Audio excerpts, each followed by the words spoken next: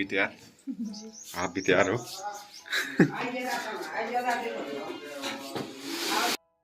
Hi everyone, कैसे हैं आप सभी लोग। स्वागत है आप सभी का हमारे एक नए ब्लॉग में। आज का ब्लॉग रहने वाला है बहुत ही ज़्यादा खास, क्योंकि पहली बार आने वाले हैं हमारे घर पर बहुत ही खास मेहमान। तो आज प्रियंका की देवरानी के दादा और दादी जी आ रहे हैं, उनसे मिलवाएंगे आप। ठीक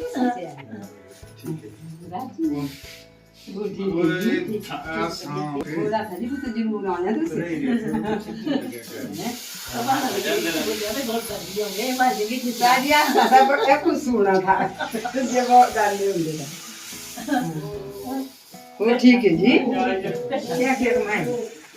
क्या तुम्हारा सर से तबे ले ऐसे खेच जाएगा वो से हम बड़ी बाड़ी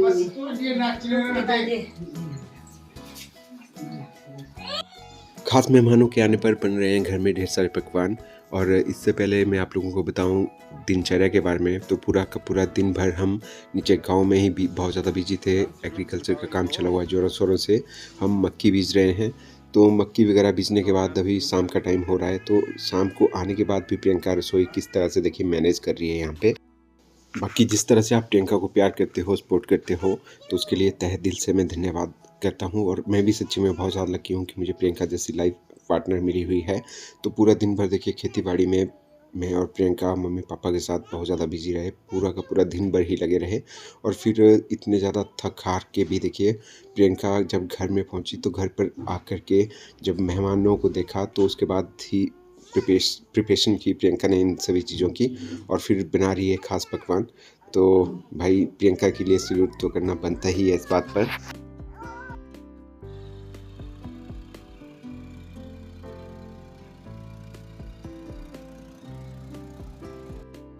अब आप लोगों को ले चलते हैं अपने गांव की तरफ और एक सैर करवाते हैं अपने साथ गांव की। तो यहाँ पर देखिए साफ़ सफाई चली हुई है खेतों की, और साथ ही साथ ये हमने यहाँ पर मखनी घास बीजा हुआ था, तो अब इसकी भी हम कटाई कर देंगे, क्योंकि अब इस खेत को हमने बीजना है नेक्स्ट फसल के लिए। तो सबसे पहले ये जो घास वगैरह है ये यहाँ पर प्रियंका काट रही है, और साथ साथ में लगा हुआ था यहाँ पे साफ़ सफाई करने के लिए पूरे खेत की। और मम्मी और पापा भी लगे हुए थे कुछ और कामों में। ये देख सकते हैं नीचे वाले खेत में पापा ट्रैक्टर चला रहे हैं, और साथ साथ मम्मी भी घास काट रही है। तो पहले काफ़ी डीपली क्लीन करना पड़ता है पूरे खेत को, क्योंकि 6 महीने के बाद जो हमें रिजल्ट मिलना है, जो हम बीज बोएंगे, तो उसके लिए देखिए पहले क्लीन तो करना ही पड़ेगा खेत। ऐसे डायरेक्टली मतलब जैसे हल चलाया और उसमें बीज डाल दिए, ऐसे नहीं होता है।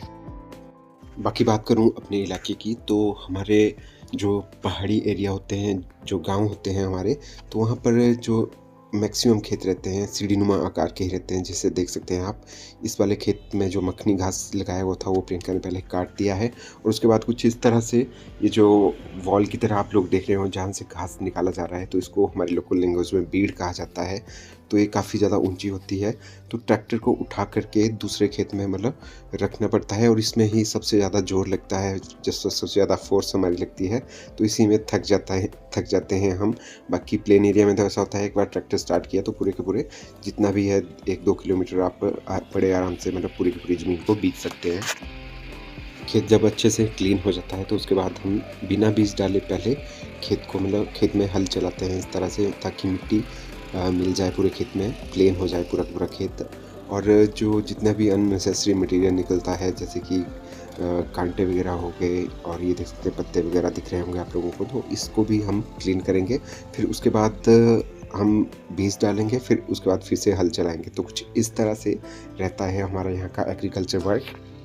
बाकी आप लोग कमेंट करते हो, हम भी बड़े चाव से आप लोगों के कमेंट को रीड करते हैं। कुछ पॉजिटिव कमेंट भी आते हैं, वैसे मैक्सिमम हमारे चैनल के ऊपर पॉजिटिव कमेंट ही आए हैं आज तक। बाकी जो छोटे भाई की शादी थी उस पर कुछ लोगों ने बहुत ज़्यादा कंट्रोवर्सी वगैरह फैलाने की भी ट्राई की, और मतलब एक दूसरे के साथ भिड़ाने की ट्राई की हुई है। तो प्लीज़ इस तरह के नेगेटिव कमेंट मत किया कीजिए। आप लोग जब जानते नहीं हो कि हमारी फैमिली में क्या है, किस तरह से हम रह रहे हैं, तो आप इस तरह से नेगेटिविटी वाले कमेंट क्यों करते हो। तो प्लीज़ सबसे पहले अपनी फैमिली के ऊपर लिया करो उन चीज़ों को, तब जाके आपको महसूस होगा कि हमें भी कितना बुरा लगता है उन चीज़ों का। तो और एक कमेंट ये भी आ रहा था कि आपने बोला होगा कि हमारी छोटे भाई की शादी में 3 से 4 हज़ार लोग आए हुए थे। तो बिल्कुल भाई आए हुए थे। अगर आप लोगों को नहीं लग रहा है तो मैं आप लोगों को कैसे यकीन दिलाऊँ। और मैं ऐसा नहीं बोल रहा था कि भई हाँ, एक ही टाइम पे 3 से 4 हज़ार लोग आए हैं। मैं मॉर्निंग से लेट नाइट तक की बात कर रहा हूँ भाई, कुछ अंडरस्टैंड किया कीजिए। इससे आगे भी यूँ ही कंटिन्यू बने रहिएगा, आप लोगों के साथ मैं शेयर करने वाला हूँ हमारे किचन गार्डन में क्या-क्या सब्जियाँ लगी हुई हैं, और जो सेब के पौधे हमने लगाए हुए थे उनमें भी फसल लग गई है, तो सेब भी दिखाऊँगा आप लोगों को। और साथ के साथ एक पलम का पौधा लगाया हुआ था, उसमें भी ढेर सारे पलम लगे हुए हैं, दिखाऊँगा हर एक चीज़ आप लोगों को। तो घर पर लगी हुई थी छोटे भाई की शादी। और जो गाँव की मैं बात करूँ तो गाँव में मैक्सिमम लोगों ने अपने खेतों को बीज दिया था, हम पीछे रह गए थे। तो इन चीज़ों को देख कर के प्रियंका ने भी 1 दिन की छुट्टी ले ली थी स्कूल से, और आज छुट्टी लेने के पूरे पर्पज़ के ऊपर खरा उतर रही है। तो यहाँ पर अभी प्रियंका बीज रही है इस वाले खेत को। तो भाई कोई भी काम छोटा और बड़ा नहीं होता, और सफलता तभी मिलती है जब आप हार्ड वर्क करते हो, फुल डेडिकेशन दिखाते हो। तो भाई जैसे मैंने आप लोगों को बताया था, तो हम घबराए नहीं कि हम पीछे रह गए हैं। हमने भी यहाँ पे कंटिन्यूअसली अपने पूरे के पूरे खेतों को बीजना स्टार्ट कर दिया है, और ऑलमोस्ट मतलब हम भी अब बीजने ही वाले हैं अपने खेतों को। बस उसके बाद रह जाएगी धान की खेती। तो जब बारिश का मौसम आएगा, तो रेनी सीजन आएगा, तो उस टाइम पे उस वाले चीज़ों को भी हम कंप्लीट कर देंगे। बाकी सभी के सभी गांव वालों ने अभी मक्की बीजी हुई है, और हम भी अब मक्की को कंप्लीट करने वाले हैं। सिर्फ ओनली एक ही दिन का काम रह गया है हमारा खेतों का।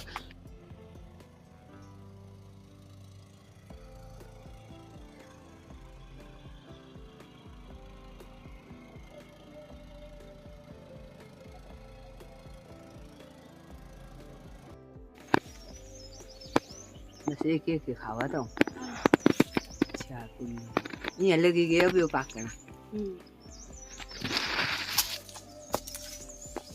मैं खा रहा परसी ये बुन किसकी है कि नहीं सकता दवा। तो ये पलम का पौधा हमने लगाया हुआ था, और देख सकते हैं आप अब इसमें लग गई है भाई ढेर सारी फसल। तो ये सारे के सारे जैसे जैसे पकना स्टार्ट होंगे, तो पलम सच्ची में बहुत ज़्यादा टेस्टी लगता है। और ये जो सेब के पौधे लगाए हुए हैं हमने, तो इसमें भी सेब लग गए हैं। ये देख, आप लोगों को मैंने सेब दिखाया। और साथ के साथ अब किचन गार्डन की तरफ ले चलूँ आप लोगों को, तो ये बैंगन हमने लगाए हुए हैं। तो बैंगन की भी फ्रेश सब्जी हम यहाँ से ही निकाल करके ले आते हैं जब भी हमें ज़रूरत पड़े। तो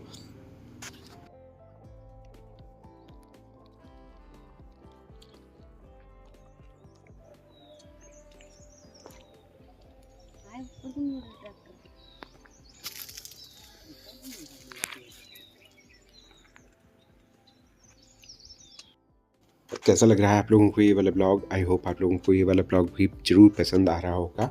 अगर आप लोगों को ब्लॉग हमारा पसंद आए तो लाइक शेयर सब्सक्राइब ज़रूर कीजिएगा। और जिस तरह से आप लोगों ने इतना ढेर सारा प्यार और सपोर्ट हमें किया हुआ है, तो उसी प्यार और सपोर्ट को आगे भी कंटिन्यूसली यूँ ही बना कर रखिएगा। हमारे चैनल की ग्रोथ हो रही है, और हमारे चैनल की रीढ़ की हड्डी आप लोग ही हो। तो सबका दिल से बहुत बहुत धन्यवाद। मक्की बीजने के बाद यहाँ पर काम हो गया है स्टार्ट नालियाँ निकालने का। तो खेतों के बीच में से भी और साइड में से भी हम नालियाँ निकालते हैं, क्योंकि हमारे यहाँ पर बहुत ज़्यादा बारिश होती है, और वैसे भी अब बरसात का मौसम आने वाला है। तो इस काम को भी करना पड़ता है कंप्लीट, काफ़ी अच्छे से करना पड़ता है, काफ़ी केयरफुली ये वाला काम। क्योंकि ये जो नालियाँ बनाई गई होती हैं, तो इन्हीं में से ही पूरे के पूरे पानी की निकासी करने का हमारा मकसद रहता है। अगर हम ऐसा नहीं करेंगे तो पूरा का पूरा जो पानी है बरसात के टाइम पे हमारे खेतों में ही आ जाएगा, और जो भी हमने यहाँ पर बीज फेंका हुआ है, खेतों में बीजा हुआ है, तो वो पूरा का पूरा सड़ जाएगा और बहुत ज़्यादा नुकसान हो जाता है। तो ये वाला काम बहुत संभल के करना पड़ता है। अभी दिखाऊंगा मैं आप लोगों को कितनी गहरी गहरी हम नालियाँ निकाल रहे हैं। इतनी ज़्यादा कड़ी मेहनत करते करते आप लोगों के लिए ब्लॉग को भी शूट करना तो इतना ज़्यादा आसान नहीं होता। और बाकी हम भी एक्सपेक्ट करते हैं आप सभी लोगों से कि आप हमें ब्लॉग में ज़रूर सपोर्ट करेंगे। और सच्ची में इतना इजी नहीं रहता जितना कि कुछ लोग सोचते हैं कि बस कैमरा लिया और ब्लॉग वीडियो शूट किया और उसके बाद डाल दिया यूट्यूब पे। तो बहुत ज़्यादा कड़ी मेहनत होती है हर चीज़ के ऊपर।